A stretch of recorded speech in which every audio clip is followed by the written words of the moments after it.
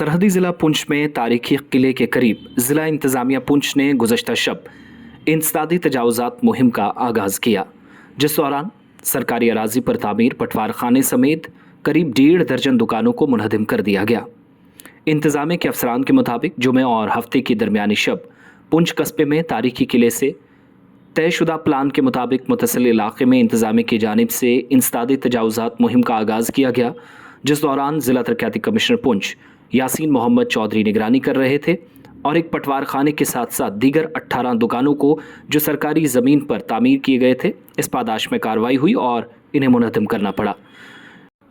इधर ज़िला तरक्याती कमिश्नर पुंछ ने एक्स पर एक पोस्ट में इंसदादी तजावुज़ात मुहिम की तस्दीक की और इसके बाद हमारे साथ बात करते हुए उन्होंने कहा कि तमाम ढांचे सरकारी ज़मीन पर गैर कानूनी तौर तामीर किए गए थे, जिसके बाद इंतज़ामिया को ज़बरदस्ती कार्रवाई करनी पड़ी।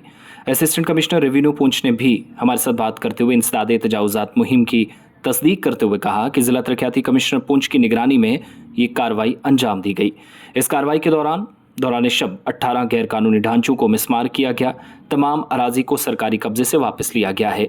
ज़िला तरक्याती कमिश्नर पुंछ यासीन मोहम्मद चौधरी के मुताबिक मुतलकीन की जानिब से भी भरपूर ताउन किया गया। आइंदा दिनों के अंदर भी वो कार्रवाई इसी तरीके से जारी रखेंगे। उन्होंने मजीद कहा कि पुलिस और सिविल इंतज़ामिया ज़िले के अंदर गैर कानूनी कब्जे को हटाने के लिए पुरज़्म है और आइंदा दिनों में मजीद कार्रवाइयाँ की जाएंगी, ताहम सरकारी अराजी पर गैर कानूनी काबिज़ीन को किसी भी तरीके से किसी सूरत में बख्शा नहीं जाएगा। उनने लोगों से मजीद ताउन की अपील करते हुए कहा कि जिन जिन इलाकों में अवामी मकामात पर बिलखुसूस तवज्जो इंतज़ामिया ज़्यादा देती है, वहाँ पर भी ताउन करें।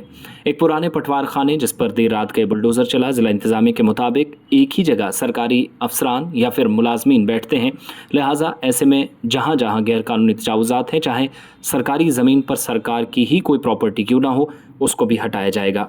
डिप्टी कमिश्नर ने हमारे साथ मजीद बात करते हुए कहा कि ज़िले के अंदर कई ऐसे मकामात हैं जहां तयशुदा प्लान के मुताबिक आइंदा दिनों में बुलडोज़र चलाया जाएगा। पुलिस और सिविल हुकाम एक साथ मिलकर काम कर रही है और इसमें शहरियों ने उनको पूरा ताउन का यकीन भी दिलाया है। डिप्टी कमिश्नर के मुताबिक रात देर गए इस कार्रवाई के दौरान किसी भी तरीके से कोई नामुनासिब कार्रवाई नहीं हुई, कोई नाराज़गी वाली बात भी इसमें नहीं होनी चाहिए, जबकि इंतज़ामिया के साथ जिन लोगों ने ताउन किया वो ख़ुद भी जानते थे कि गैर कानूनी काबिज़ीन के ख़िलाफ़ ये पंजा चला है। मुख्तलिफ इलाकों के अंदर आइंदा दिनों में मज़ीद इस तरह की कार्रवाइयाँ हो सकती हैं, जिसका इंतज़ामिया की जानिब से एक बार फिर इशारा दिया गया है। इस बीच रात देर गए होने वाली कार्रवाई में सिविल और पुलिस हुकाम एक साथ नजर आई और तयशुदा प्लान के मुताबिक कस्बे के दीगर हिस्सों में भी किले के आसपास जहां पर कई बरसों से नाजायज़ कब्जा था, हटाने के साथ साथ दीगर इलाकों में भी आइंदा दिनों में बुलडोज़र चल सकता है।